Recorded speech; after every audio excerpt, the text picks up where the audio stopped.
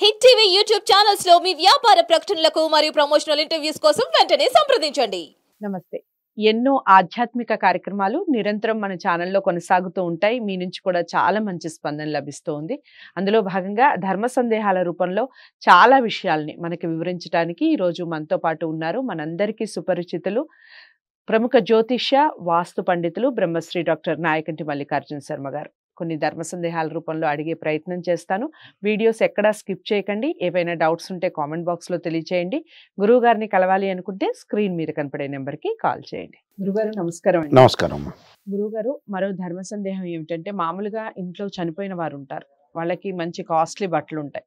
మామూలుగా చిన్నవి అంటే ఎవరికొకరికి ఇచ్చేయడం, దానం చేయడం చేసిన కాస్ట్లీ వస్తువులు ఉంటాయి. కొన్నిసార్లు వెండి వస్తువులు ఉంటాయి, వాళ్ళు వాడుకునే వెండి ప్లేట్లు కానీ స్పూన్లు కానీ ఇలా ఉంటాయి. ఇక ఆడవాళ్ళ విషయాలకు వస్తే బంగారు ఆభరణాలు ఉంటాయి, అలాగే పట్టు చీరలు ఉంటాయి, చాలా మంచి పట్టు చీరలు అవి ఉంటాయి.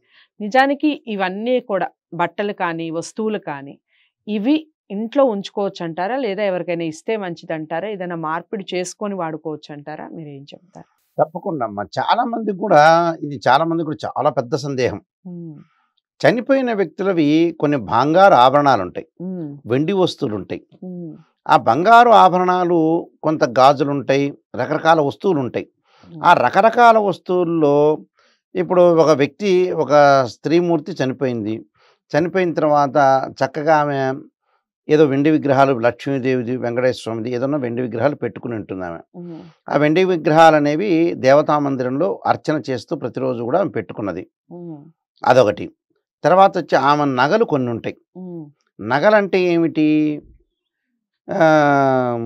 ఉంగరాలు ఉంటాయి, లక్ష్మీదేవి ఉంగరాలు ఉంటాయి, ఏదైనా స్టోన్కి సంబంధించిన ఉంగరాలు ఉంటాయి, అమ్మవారి యొక్క ఉంగరాలు పెట్టుకుని ఉండొచ్చు.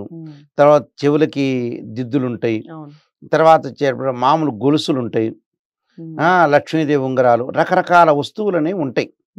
ఇంటిలో ఆమె చనిపోయిన తర్వాత ఇంటిలో కూడా ప్లేట్లు ఉండొచ్చు, వెండి ప్లేట్లు ఉండొచ్చు, వెండి గ్లాసులు ఉండొచ్చు, ఆమె తాగిన గ్లాసులు ఉండొచ్చు, ఆమె తిన్న వెండి కంచాలు ఉండొచ్చు, పూజకి వాడిన వెండి వస్తువులు ఉండొచ్చు, దానిలో పూలు కానీ అక్షతలు కానీ వేసుకున్న వెండి వస్తువులు ఉంటాయి. అంటే ఇక్కడ బంగారము వెండి వస్తువులకి దోషం లేదని శాస్త్రంలో చెప్పారు. అది కేవలం అనుభూతి మాత్రం. వీళ్ళు అనుకుంటున్నారు, ఎవడు వాడు అనుకుంటున్నారు ప్రతిది కూడా. ఆ ధర్మ సందేహంలో అనుకునే వ్యక్తులే కానీ శాస్త్రంలో బంగారానికి కానీ, అంటే సువర్ణానికి కానీ రౌప్యానికి కానీ దోషం ఉండదు. ఎవరికి ఇవ్వక్కర్లేదు, వాళ్ళ బంధువులు కానీ వాళ్ళు కానీ అందరూ వాడుకోవచ్చు. దానితో పాటు వాడుకోని వస్తువులు ఏమిటి అనేది ఒక సందేహం మళ్ళీ. ఇప్పుడు వాడుకోని వస్తువులు ఏంటంటే కేవలం మంగళసూత్రం ఒకటి. ఏ మంగళసూత్రం మాత్రం ఎట్టి పరిస్థితుల్లో కూడా వాడుకోకుండా దాన్ని రీప్లేస్మెంట్ చేసుకోవడం మంచిది.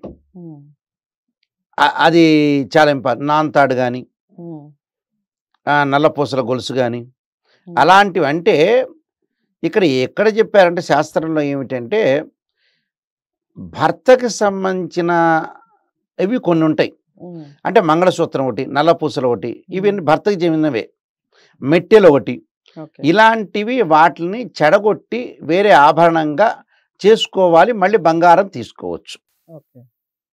అంటే ఇక్కడ ఏదైతే ముత్తైదువుగా ఉన్నప్పుడు ఆమె వేసుకున్నవి ఉంటాయి, అంటే మంగళసూత్రం ఉంటుంది, తర్వాత వచ్చేటప్పటికల్లా నల్లపూసల గొలుసు ఉంటుంది, ఇవన్నీ ఉంటాయి కదా.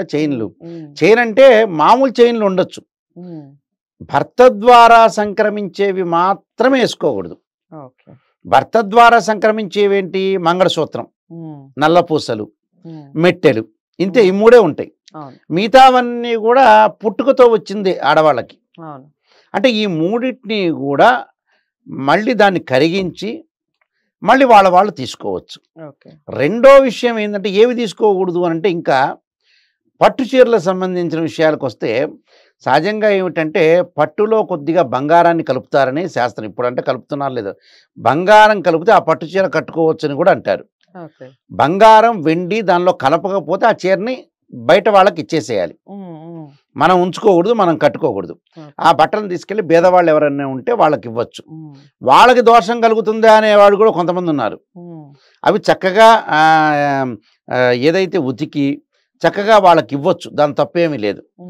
వాళ్ళకేం దోషం కలిగేది ఏం లేదు. మన ఇంట్లో వాళ్ళ వరకు మాత్రమే కట్టుకోకూడదు అంతవరకు. బయట వాళ్ళకి వచ్చి దోషం ఏమి ఉండదు, వాళ్ళకి దోషం కలిగే అవకాశాలు లేవు. అయితే ఇనప కంచాల్లో ఏదైతే మనం మామూలు కంచంలో తింటుంటామో అలాంటివి వాడకూడదు. అంటే ఆమె వాడిన కొన్ని కంచాలు మామూలు ఉంటాయి కదా, వెండి కాకుండా మామూలు కంచాలు అలాంటివి ఉంటాయి. అలాంటి వాటిని అవాయిడ్ చేయాలి. మంచాన్ని అవాయిడ్ చేయాలి, బెడ్ని అవాయిడ్ చేయాలి. ఆమె పడుకుంటుంది కదా, అది దానం చేయాలి. అంటే ఇవి మాత్రమే దానం చేయాలి. బంగారంతో వెండితో కూడినవి ఏది కూడా దానం చేయాల్సిన పని లేదు. ఒక మంగళసూత్రము, నాంతాడు, ఏదైతే నల్లపూసలు, మెట్టెలు, అంటే 4. అది భర్త ద్వారా సంక్రమించినవి కాబట్టి దాన్ని వాడకూడదు. మిగతావన్నీ ఆమె దేవుడి విగ్రహాలు వాడచ్చు, ఆమెకు సంబంధించిన వస్తువులు వాడచ్చు, అన్నీ వాడచ్చు, దాని తప్పేం లేదు. ఇప్పుడు దేవాలయంలో కొంతమంది వెండితో ఉన్న పాత్రలు ఉంటాయి, అవన్నీ కూడా ఆమె వాడింది కదా నేను వాడకూడదంత అది కాదు. మళ్ళీ ఆస్తిపాస్తులకు సంబంధించి ఆమె ఫ్లాట్లు ఉండొచ్చు, స్థలాలు ఉండొచ్చు, అవన్నీ కూడా తదనంతరం వాడుకోవచ్చు, దానిలో తప్పేమీ లేదు. చాలా చక్కగా వివరించారు. అదండి, ఇదైతే చాలా మందికి ఉపయోగపడే ధర్మ సందేహం అని అనుకుంటున్నాను. చాలా మంది రకరకాలుగా మాట్లాడుతూ ఉంటారు. అంటే బంగారం అయితే వాడుకోవచ్చు, వెండి అయితే వాడుకోవచ్చు, బట్టలు అయితే వాడుకోకూడదా అని వాదించే వాళ్ళు ఉంటారు. దానికి ఏమిటి, శాస్త్రం ఏం చెప్తోంది, దేని ప్రకారం నడుచుకోవాలి, కారణాలు ఏమిటి, విషయాలన్నీ కూడా ఈ వీడియో ద్వారా తెలుసుకున్నాం. ఇంకా డౌట్స్ ఏమైనా ఉంటే కామెంట్ బాక్స్లో తెలియచేయండి. గురువు గారిని కలవాలి అనుకుంటే స్క్రీన్ మీద కనపడే నెంబర్కి కాల్ చేయండి. ఈ వీడియోని లైక్ చేసి షేర్ చేయండి, ఛానల్ని సబ్స్క్రైబ్ చేసుకోండి. మరో ధర్మ సందేహంతో మళ్ళీ మీ ముందుకు వస్తాను. నమస్తే.